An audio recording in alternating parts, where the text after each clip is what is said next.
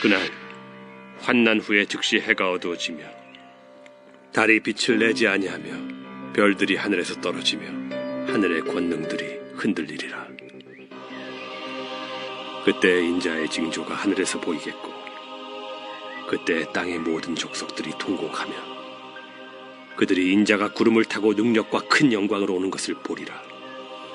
그가 큰 나팔 소리와 함께 천사들을 보내리니 그들이 그의 택하신 자들을 하늘 이 끝에서 저 끝까지 사방에서 모으리라. 무화과 나무의 비유를 배우라.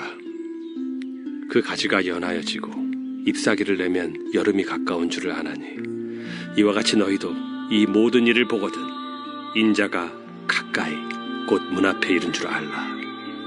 내가 진실로 너희에게 말하노니 이 세대가 지나가기 전에 이 일이 다 일어나리라. 천지는 없어질지언정 내 말은 없어지지 아니하리라. 그러나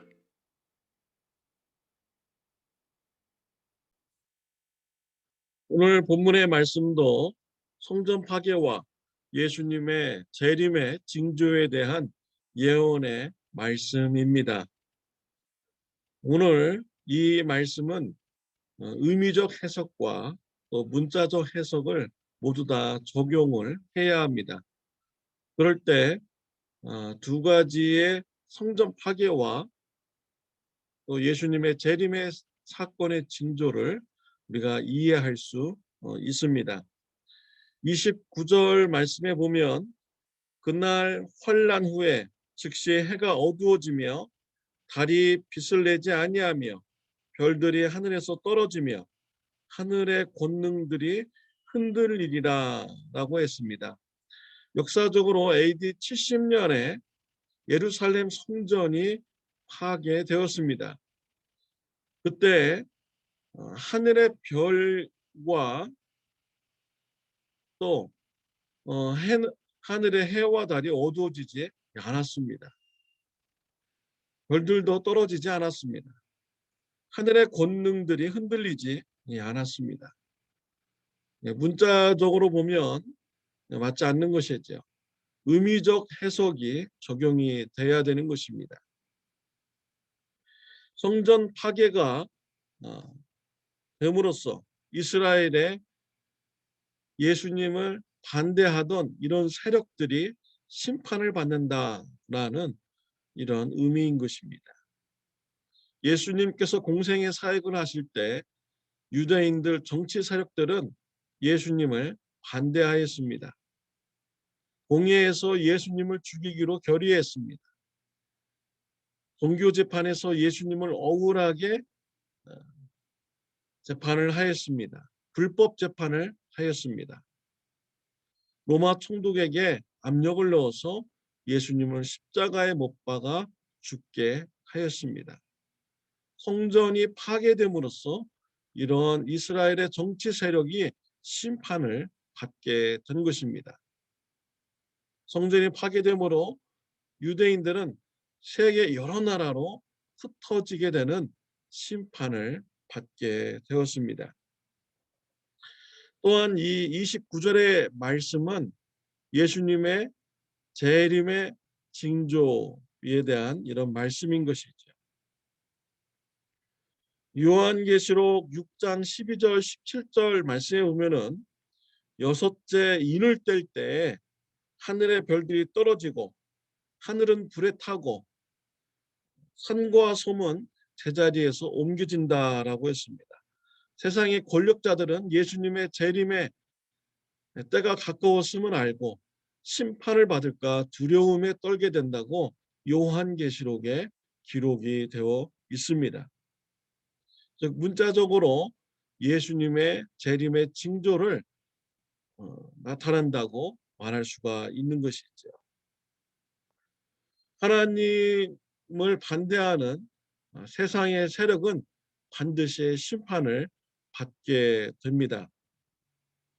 세상의 권력자들은 성경적 가치를 무너뜨리려고 공격을 합니다.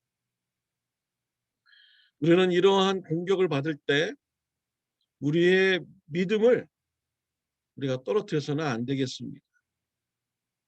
우리가 믿음을 떠나서는 안 되겠습니다. 믿음을 더욱더 지켜야 됩니다. 세상의 악한 권력들은 하나님께서 우리에게 주신 가정을 파괴하려고 합니다. 그래서 아버지, 어머니, 남자, 여자, 할아버지, 할머니 이런 단어를 쓰지 못하도록 하고 있습니다. 가정을 파괴하려는 이런 목적인 것이죠. 하나님께서는 가정과 교회를 만들어 주셨습니다. 하나님의 창조의 섭리라고 말할 수가 있는 것이죠. 하나님께서 우리에게 주신 이 가정, 예수님의 재림의 날까지 지켜나가는 저와 여러분들이 되시기를 바랍니다.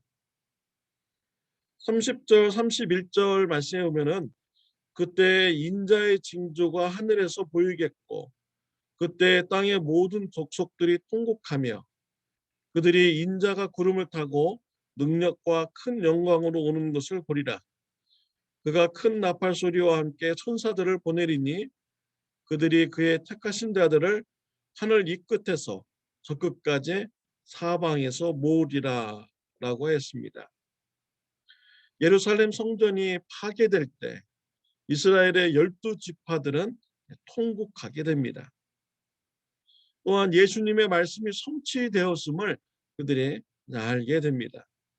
이스라엘 백성들은 여러 나라로 흩어지게 되는 심판을 받게 되는 것이죠. 그의 반면은 하나님의 백성들은 하늘 이 끝에서 저 끝까지 모은다라고 했습니다. 예루살렘 성전이 파괴돼서 유대인들은 세상 여러 나라로 흩어지지만 이 복음은 세계 여러 나라로 전파되게 됩니다. 세계 여러 나라에서 예수님을 믿고 구원받는 자들이 많이 일어나게 되는 일이 일어나게 되는 것이죠. 또한 이 말씀은 예수님의 재림의 때의 징조의 말씀이라고 말할 수가 있는 것이죠. 예수님께서는 재림하실 때 하늘 구름을 타시고 이 땅에 내려오십니다. 그때 큰 나팔 소리가 들리며 천사들이 하늘 이 끝과 저 끝에서 하나님의 백성들을 불러 모으십니다. 고린도전서 15장 51절 52절에 보면 보라 내가 너에게 비밀을 말하노니 우리가 다 잠잘 것이 아니요 마지막 나팔의 순식간에 호련히 다 변화되리니 나팔 소리가 나매 죽은 자들이 썩지 아니할 것으로 다시 살아나고 우리도 변화되리라.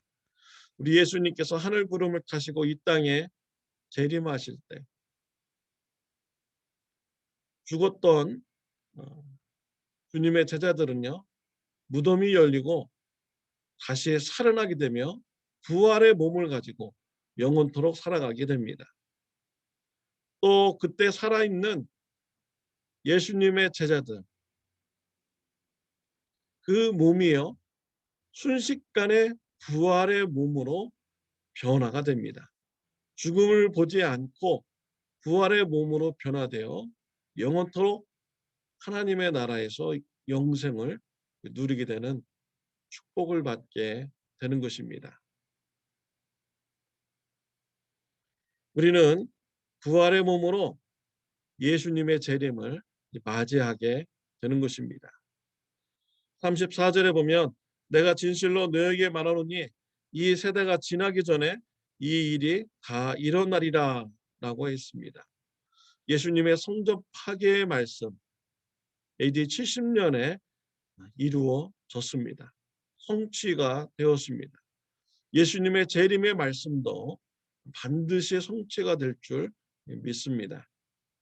35절에 보면 천지는 없어질지언정 내 말은 없어지지 아니하리라 라고 했습니다.